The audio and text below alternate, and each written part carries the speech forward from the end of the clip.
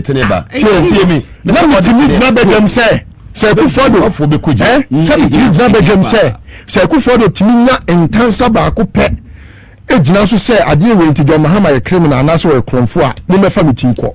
I was bold to say that because I know say John is not a thief. Your mama there. But I can stand anywhere without any apologies and say Akufo Addo is a thief. Can 8 years Akufo Addo a criminal. Not just an embezzler. He is criminally minded.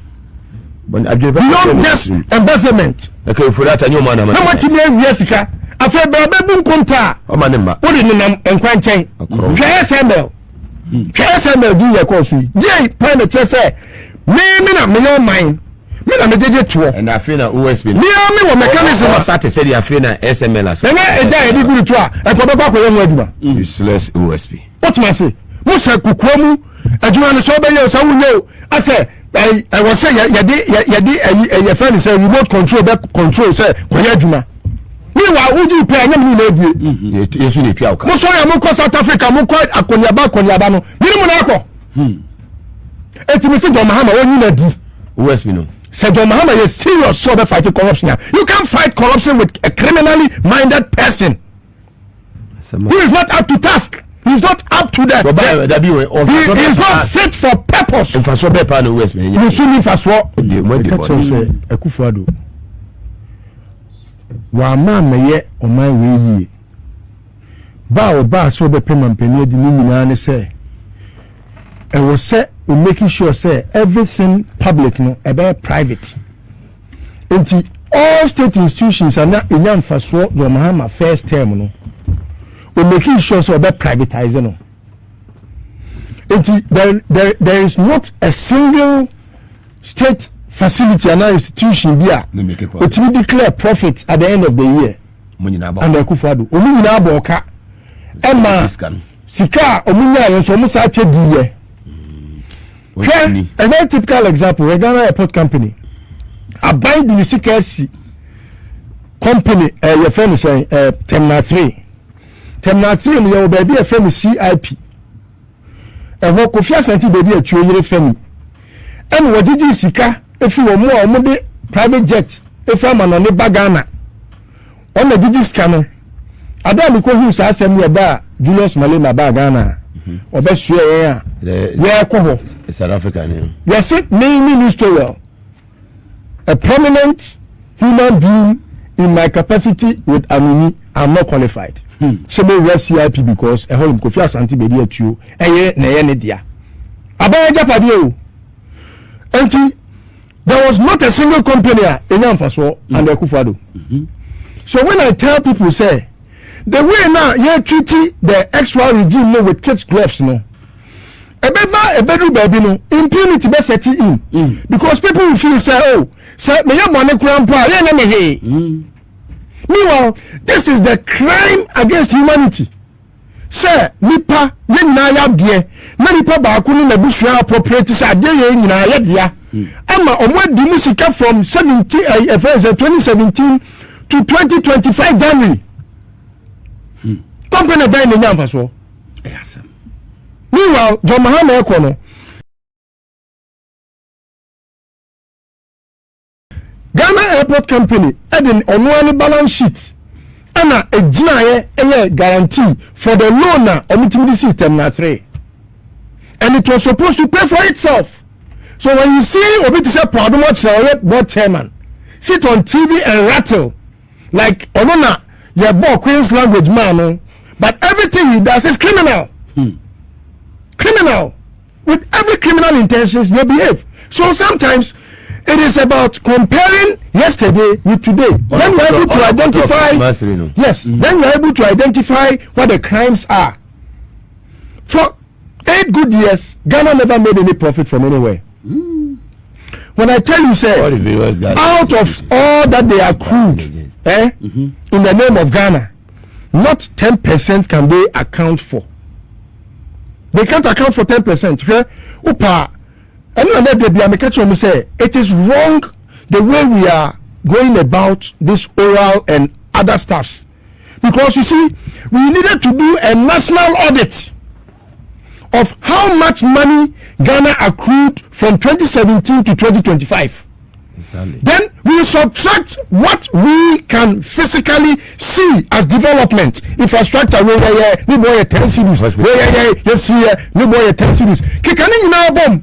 And Juma Mama ye. Meanwhile Juma Mama ye 54 billion. 4 years. Yes, in 4 years. Akufo Addo be 8 years. Aboro over 800 billion. Can you show that worth in terms of projects? In terms of what? No. That means that she can't work for them. About 90% of monies they accrued. This is a crime.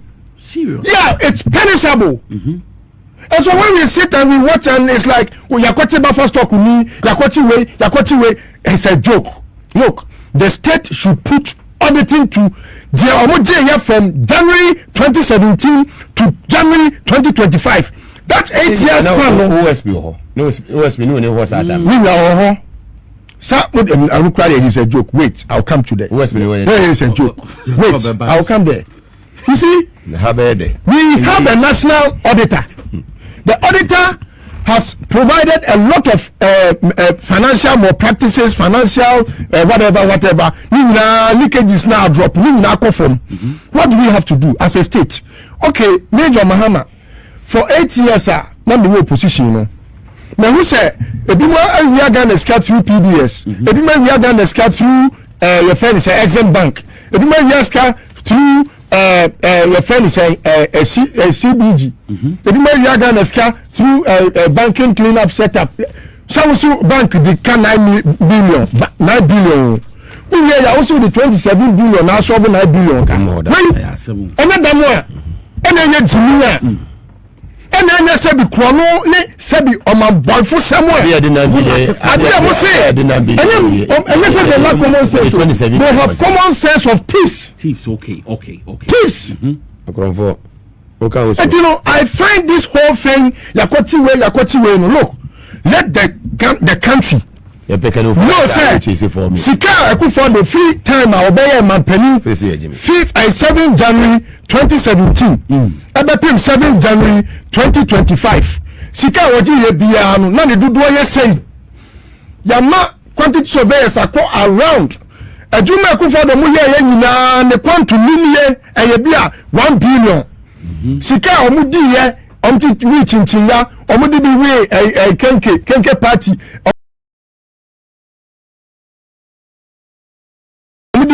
Your friend is saying white party or maybe whatever they can apply for the pan white gowns nina so yes say sika say and nobody can say your friend is saying cathedral sika say nobody can say we yes I nina we are all the tabet me catch or say your friend be yes minister so the level and say Ajimama ne Akufo Addo antimensi one hospital what must say what is hospital what the health minister be egu ani what the your friend say interior minister there obi every ministry be afa ade a wo ye yemra every former minister report to the auditor what you spent the money for. What conflicts our house and a Jubilee house? Akufo Addo na president. From up pare, mo account to sika de ba Jubilee house. Move here. Yeah, we audit no. It is sika we na wo mo family, ma. Ya timu na block. Enu ano no. Ya mo kotile na wono pani ni tifie, machi akwala no. Akufo Addo na mo ntwe na the finance minister the accountant and when I make a say that OSP is a joke and Kwaku bite more than he can chew. You see, there are people who think they are wise, but it gets to a point their wisdom misleads them. What must I say here? If you say I want to chrono bia when you say chrono nipa omabo chrono omukofie won say na say Akufo Addo kotena ba bi na ohu de ejo ma na ye bia wo de na na tia dem na wo ye useless president the most useless president in the world okotena ye bia no ofri blue kills in apie when I find out what is going on for the cancer within this short period Ghana for you shekura no obi akuma toniyem They say again before I'm not in China. Say so must start China. Japan and Korea. Turkey. Vietnam. Vietnam. Man say Vietnamese came down. Hong Kong. And so Canelo Usika ne kura wa ye odetire no. Ogun dollar no. Na ye sen. Canelo kura 400,000 cedis a 4 billion 34 billion. Na wutimi the $200,000.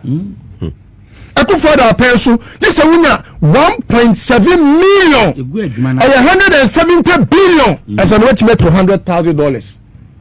It is the phone on to me the kokon so. It is the phone na kadem. Omom ko China omom ko biem. Omom ko Italy omom ko biem, Vietnam omom ko biem, Turkey omom ko biem. Bogus. And omom nyina bogus ni nyina better a household area boys. And you know they are also in the past, no. The behavior of the current ministers, Akufo Addo here na say ubetimi akwakotu efoma gudie ewo kwayem. It's all because of one company called Akunta Mines. Akufo Addo na ya Akunta no na omuyenu Akunta oba ne de oho oye innocent. Obenti enya bi Akunta company no. Ena Akufo Addo ehu say onu ankasa ne lands and natural resource minister aba beti Akunta Mines to eye John Ginaponia kuma Abu Ginapo. We say be press conference eti Akunta Mines to. Say Akunta Mines na djuma o ye no illegal. Na one Akufo Addo say three microphone be sin anim say ono essence o ya contenti. Me Akufo Mines no nye bonni bia. Nye bonni bia. Anu ti sa na tie dia. Yanko onye bonni bia.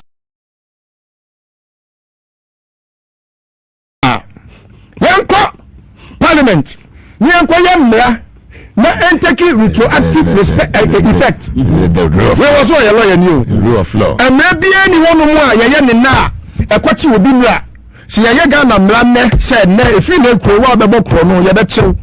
Enra obokro na fa hudi because enram enemra nkwachi enra fo.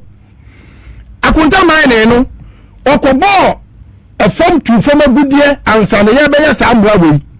So Akufo Addo no madwinu no mo ye mra we say ebetimi aclear Akunta Mines say na emra wo ho say ubetimi akokwa ye makotu for me bita ma ko yesa de nemra no eso na emra ni ho yes fantastic ten na achen anu na omo de call parliament say he mo nya internal president say Akunta Mines no eye ne dia na ntumi de oye we campaign na mo fa mo ne ho ban ne nya sa okọ efia that be asembeba na asemnaba and almost said that yes amra no. Now how would any law such as that make any sense?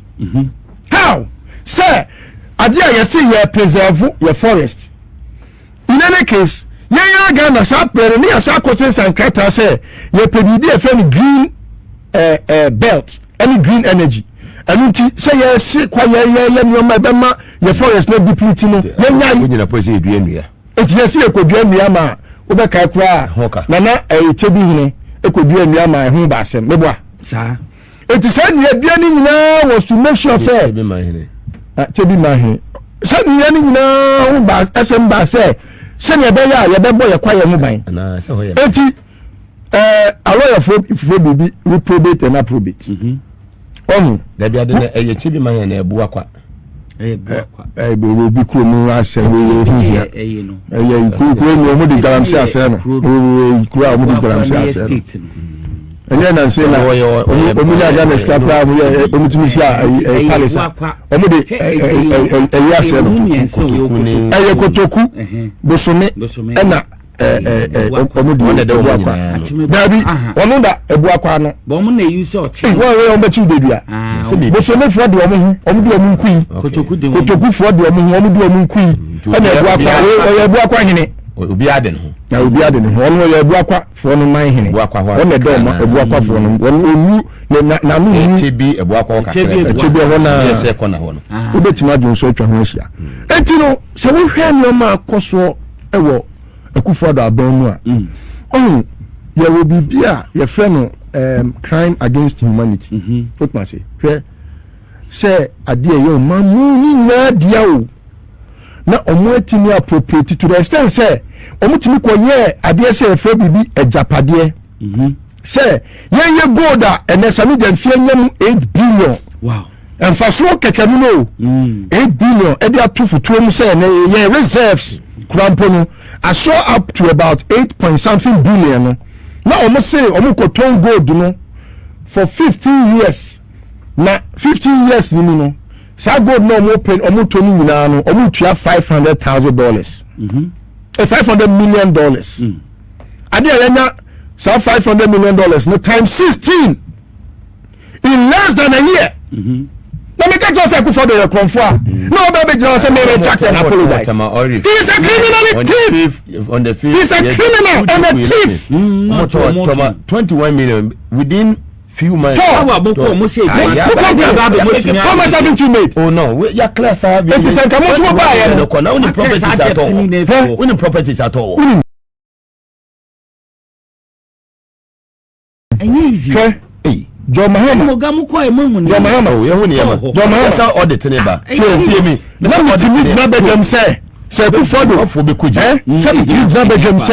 Say Akufo Addo timinya entansa ba ko pe ejina so say ade we nti John Mahama a criminal and also a kromfo a no me fa meeting ko. I was bold to say that because I know say John is not a thief. Your mama there. But I can stand anywhere without any apologies and say Akufo Addo is a thief. Can 8 years Akufo Addo a criminal. Not just an embezzler. He is criminally minded. Beyond just embezzlement. Okay, for that, I know man. How much money we sika? Afa babu konta. O manemba. What did nam enkwanchen? KSML. KSML do your course. Dey plan to say me na me your mind. Me na me dey to. And I feel na OSP. Me wo mechanism Asante say dey feel na SML as. Na e dey e good to a e ko be kwa ko aduma. Useless OSP. What man say? Mo say kukuamu aduma no so be ye so wunye. I say I was say your friend say remote control say koya aduma. Meanwhile, would you pay anything na die? Yes, you need to mo so ya mo ko South Africa mo ko akoniaba no. Minimum na akọ. Etimi se John Mahama woni na di. OSP no. Say John Mahama is serious so be fighting corruption. You can't fight corruption with a criminally minded person. Who is not up to task. He is not up to that. He is not fit for purpose. If I saw be pan OSP. You should leave as well. John Mahama so a person of fighting corruption there when we OSP not OSP when they checking. Nobody checks the watchman. Look, you see, it's an officer a very key to the progress of fight against corruption. But you can't put a square peg in a round hole. Fantastic. It's wrong to put a square peg in a round hole. He said that without any ambiguity, it's a square peg in a round hole. He's not fit for purpose. He is not. He's just much ado about nothing. Because you see, now no Sammy Darko, the press statement be any commentary be yeah. Tiasema Oka. Yes, Sammy Darko. Yes, no what joy FM. Wo investigation. Investigation now wo no efa obi a wo ye omambreni ehun. Yeah, what creative companies be share omo ba abem 2017 na answer no mo beba no na company bi your friend Anteza Anteza was a World Trade Organization acknowledged and certified company, a World Customs Organization acknowledged and certified company, and omo wo bi your friend advanced shipment information say what could be da e wa amanone na wo kodi da no onyama wo kototo nyina no ansa na ye de begu container mu ase propaganda ha no for invoice ni nyina koma company na ye friend advanced shipment Anteza no na omo advance wo shipment information to Ghana enti ansa na wo kra nyama ne ba bedu Ghana e bia bosome ba ko achi no na ye nim se nyama we na akoto ye bia akoto ex natural mineral water mako abiasa woto microphones and woto phones enum woto to nyama we nyina na ade egu container ni enti ya declare nyama no kra ansa na container na eba container ni ba bedu Ghana ha no na Ghana Customs ewo container ni information bia dada je be ya ne say ye da be inspect say information na o de ma ye no e no kra na na ya compare no ano no ne wotwa o duty enti wo betimi kwa twa duty no ansa na container na bedu Ghana omo ba ya no mu twa company nim e na omo ko hwe Coleman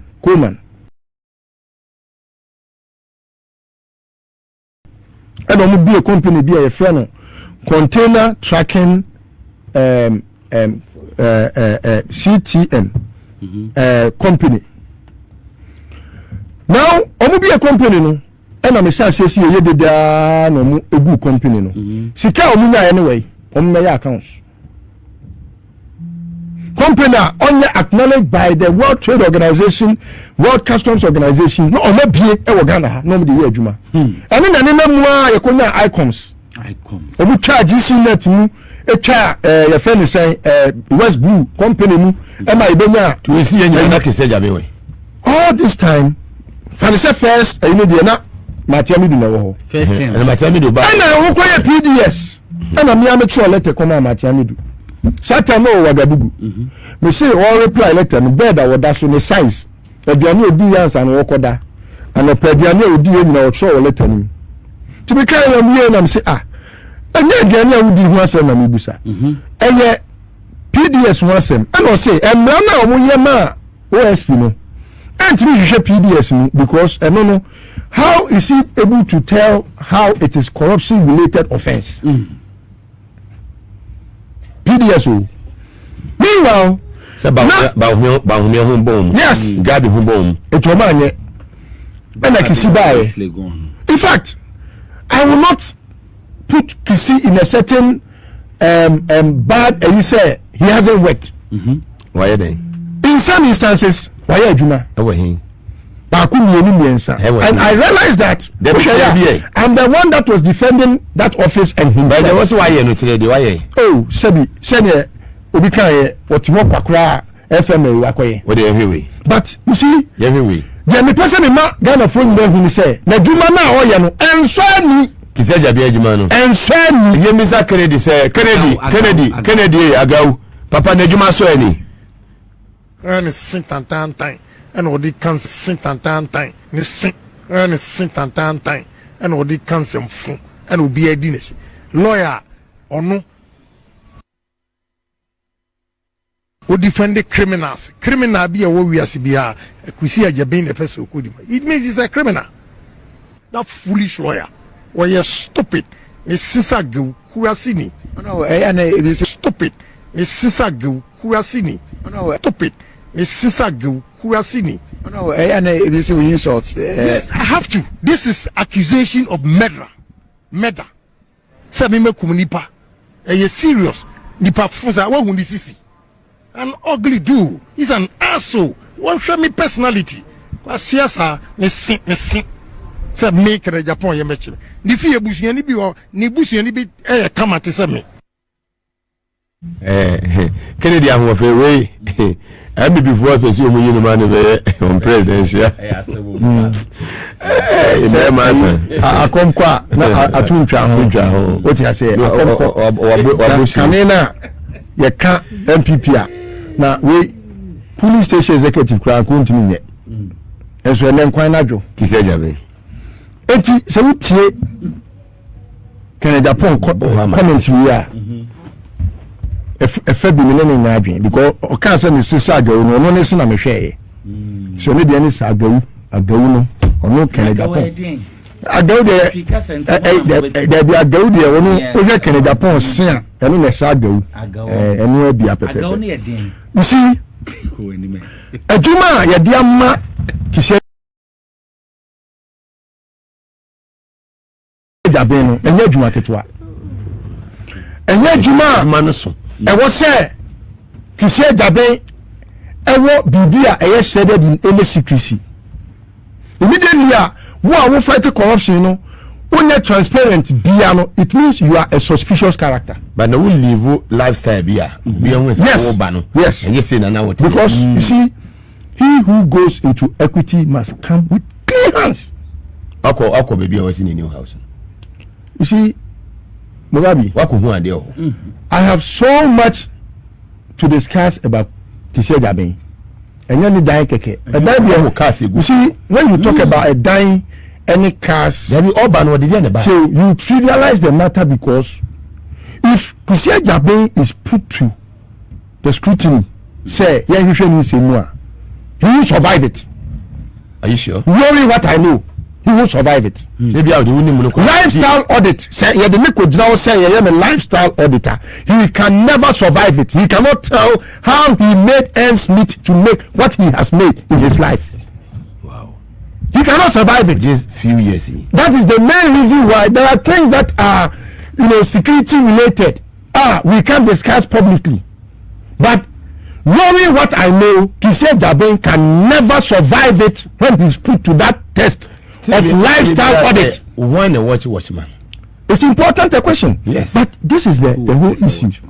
It is because the people who are supposed to be the watchdog of their appointees are sleeping. And that's like we are supposed to watch the watchmen. The media.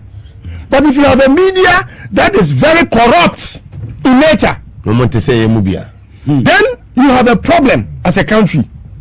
Because most of the media personnel are highly corrupt. They are more corrupt than the world, to the point that even what you say?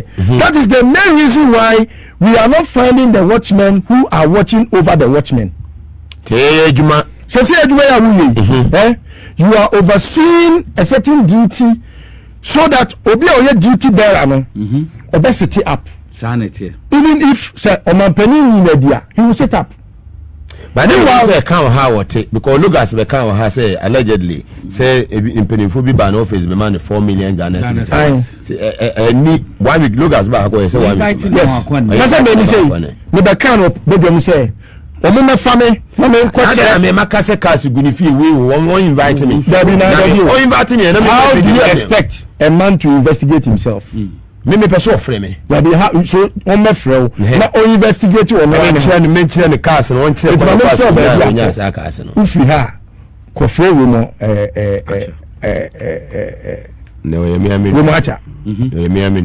not Remo and call him. What I say? Because you say we need that game now we need nipa na san we a lawyer appointment the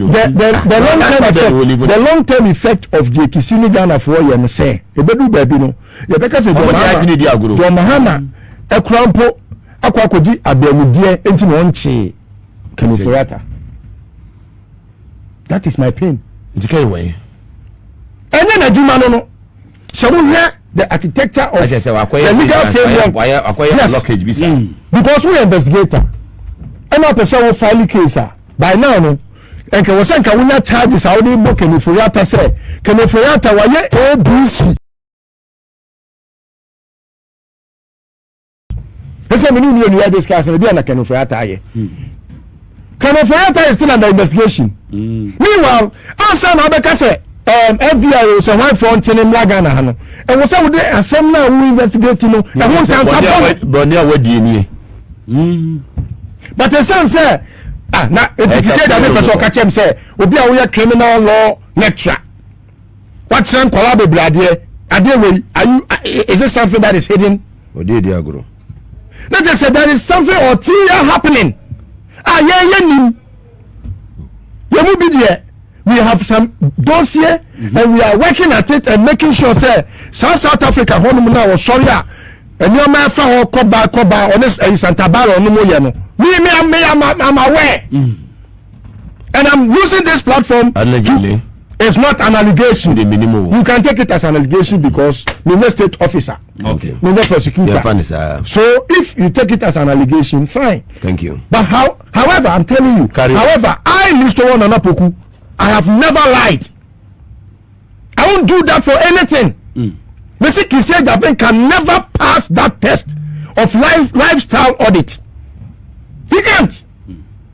So unless he wants to tell us he's living on Ghana's expenditure. You're trying to say. So you are watching Kola so Makoya Sakawa and now you show me some. Now the way I didn't chance and Sakawa. See, I'm here. Now you buy a Ken Ofori Atta. Yeah, you would you him. When you say 4 years, 4 years, when you say Ghana, you will be a friend legal vacation. What it free more? Let us hear to me. I'm catching the economy. Said the economy. Anytime some penny, so a man a bassa anya Harry. Such a buna na check. What you want, Fadia Coma Egia now, and also so Fadia Command and also, and also what did the first ship? And Adiaba, Edison on Fangoy.Ovangoy, Kizaja Benya Fangoy. And what's some of the other command, and your Muna Juma.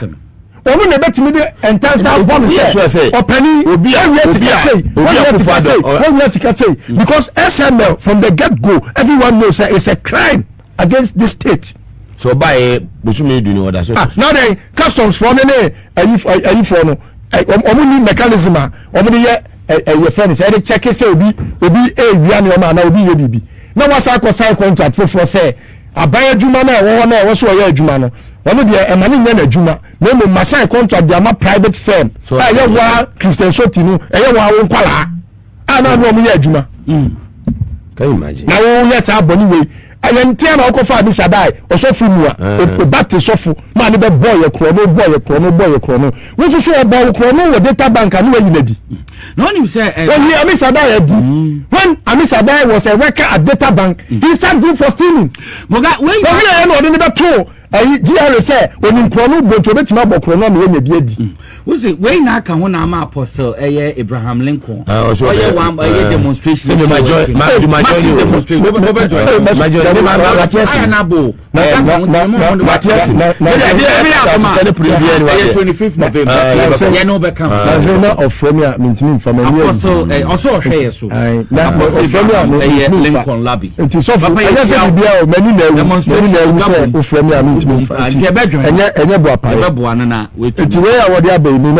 OSP must be dissolved.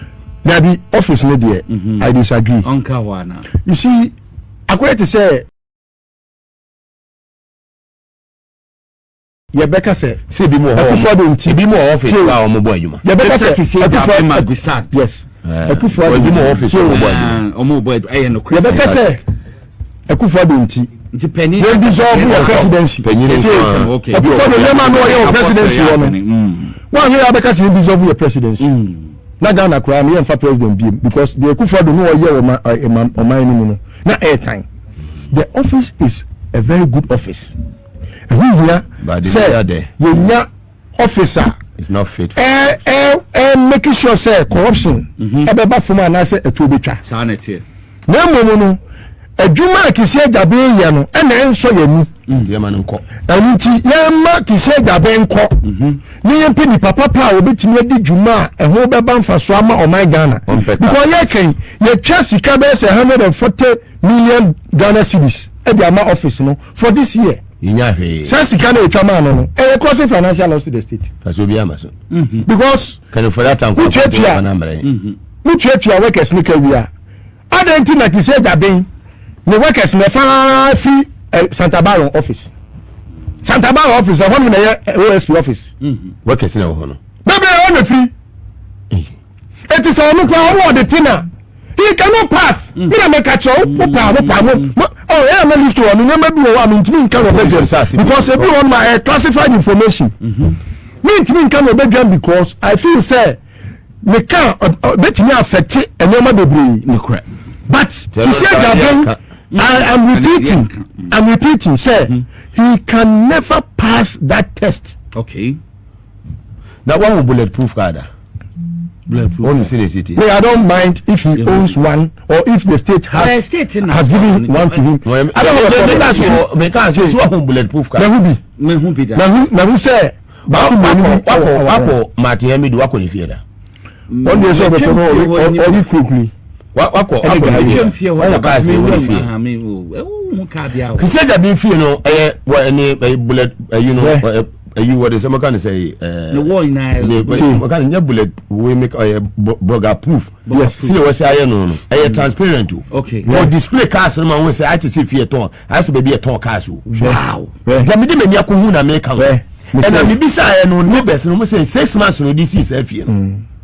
And what declare area in a security zone. Yes. Wow. I don't know any. Post forecast brand new me in the store. And a soldier for me, a soldier for baby go in uniform and the base war about a post for I homa. Sir, Buga.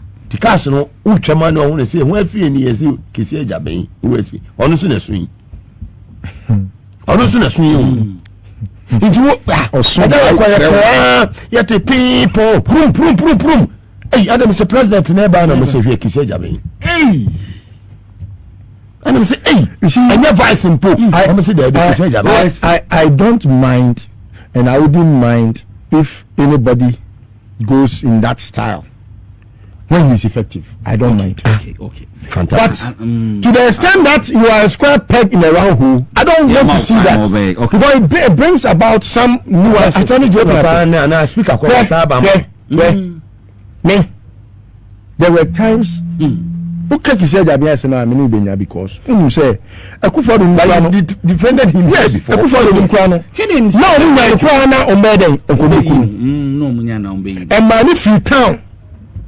Let me put a question say. Eti Mahama so ba ye. Dani singer na no. Mahama ba ye.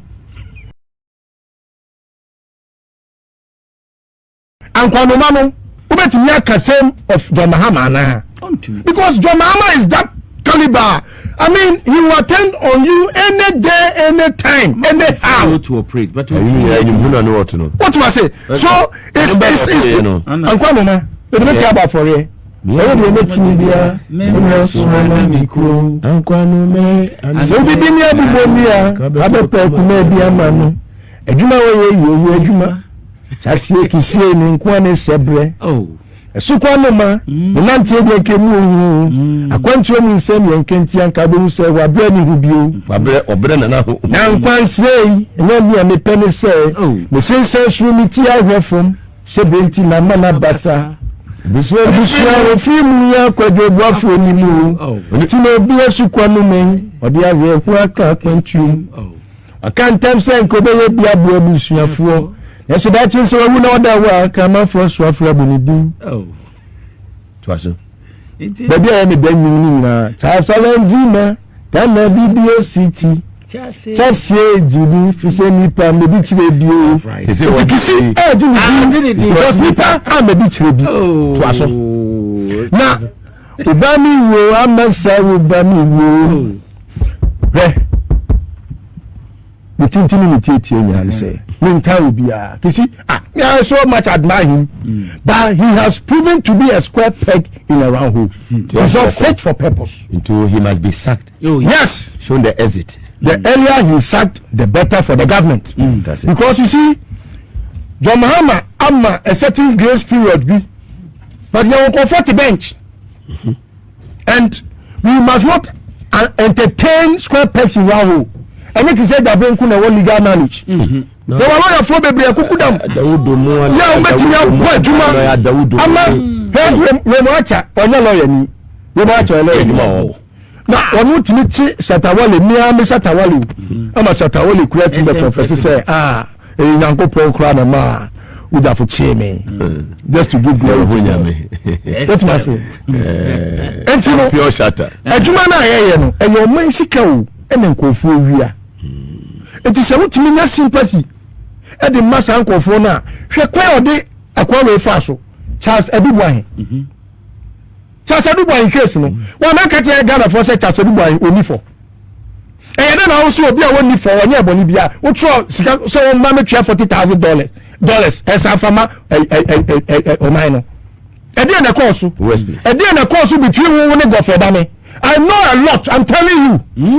I know a lot that I can't put here. So the but you know we were na bufu because I thought say he was diligent. Yaman and say me bufu no because the first one I done for Sebi, I felt he was working, but he wasn't allowed to work. But today, he has proven to be a very, very useless entity. Incompetent. Highly incompetent. Kisi Agyapong. You trademark, no? Oh, yeah. Highly incompetent. They just got 140 million amount. Investigators, par excellence. I know some of them. Very experienced guys. Knowledgeable. A lawyer for brilliant lawyers, brilliant policemen. Now what you want now be Ayeka kwasara we dey so ya da atare about 2 days ya now ni na Kisi Agyapong maybe me judi now me judi na twisa ya na me too much. because he was somebody that I really admired. Or bow to say, and I did say the buffalo, and or simplify Nioma. But he failed with Ken Ofori Atta, and everyone is angry at him. Don't tell me what fool can see a pie Ken Ofori Atta. You knew it wasn't your job to do. It was the agent's job to do. Oh, but Jack TV so now Kakakra and I extraditino and say now Ghana for Kwaku him definitive of justice. Hey, I quite come fool. No, I said that maybe I said now hit some 9 months in hit some 9 months in my list of my Etino in the Manusia Mampeni so penny ya only Kisi Agyapong Kisi why you be a Mugabi, there be a cancer back. We have lived in this country for a very long time. Me said it means to quite. OSP Sacked. Mache, no afraid. If free and on it. Let's just say be a medical. When I say more credit, you don't nostalgia. Let me say a beefy. To me, door on my way, papa. No crap. I know office be a mobile friendly piano. Many deposits in the night. You see. They can't say yes without any fear of favor or fear of contradiction. Say, MPP lawyer BNU Nimra, Omunim judge. Criminals. Yeah, listo. They say criminals in Kwa. They procurement in just a first cabin and who judge. And yes, I will live in any dinner. Christmas. So one first car, MPP lawyer near Okodina, my lord. My lady. Oh, yeah, Bibi and Kadda. Okay. But say, woman is Sikano no who judge me. Judge no Kwabeka na Samano. It was shall say my lord, or say, also you want to say this, or say yes, my lord. Okay, so from there, yes, my lord. Or the yes, my lord, sir, like judge never one again. Well, boom, Onishe. Now they share more. Omutimi are qualified to be at the bar of MPP for. People who cannot even put sentences together. Yeah, some were born as well. And then Koleya, Omu Sukuya, Omu graduate, Ayeka Numbachi. Now we share NBC for a woman. Share Papaya, Obu Bebe Brebe, ABA Fuseni. Alleges. We are Christians, Sammy Rana. Salamu alaikum. Now, no bow, and they are overall best. Oh wow! Yes, no. That's his daughter. That's AB's daughter. Ababa wano. Brilliant. Northern year name is her. What beer was it? To was papa. So we NBC now we call law school. Law school no. A lawyer. The son say more with time no or my packet MPP for Guama law school no. Akwa say wo kokra ye interview it be say wo papa ne wan. So when I say wo ye obi a wo MPP background and na bibia on be feel sir. The way say can you say what this say me papa ni ABA Fusenia. Enka okoye ma omu yin say papa na ka bo say on be ka so awe. Yes. So na ben. Enti me ka ese so bia say MPP lawyer bia ni won ma wonim emra. Nim judge. Omu judge. Gari ni ma kunum ne Samuel kunum ne akwena na bi ni nyawe mo me lawyer for. Bomo.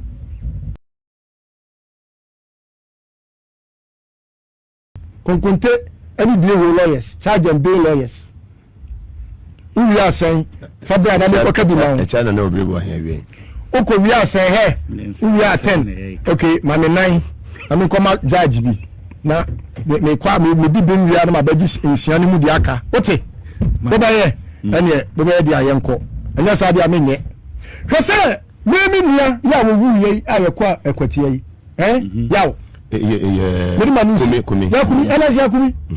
Na NS Yakumi asema ba gari ni mako emejire mu manu a gari si won twa 480,000. Yes, I won't file it. Oh, yes. Allegedly. And alert me am come as for NDC candidates no we ne no. Me say eno na ma ya titi ye ku no. Madren. Hey, Busari Kaji. Ne jina ho na ya wo esu. You know NS Kumi. NS Kumi. But we are going to FM, 82 and Yassi, and I know in Papa. Sika say na kasa ubajina and wo. And you say what Yama MPP lawyer. Obusa say let's carry the buyer then. What me and Kada Obuanko Okoto. Allegedly. Eti me case so dia say MPP lawyer bi anyone no more. Onimu mra. O pese wo tua bribe dia ko MPP lawyer. And we don't be now all console my bottom modu and I will answer we are the case we are no command judge no to no for na bia o dia fa no wan fa yie ti bia se bone kwa scanner we of law who na who say nipa ni bibia abro na wonsan ai ama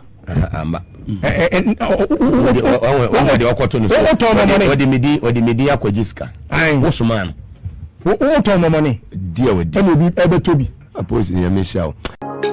Thanks for watching. Like and share the video.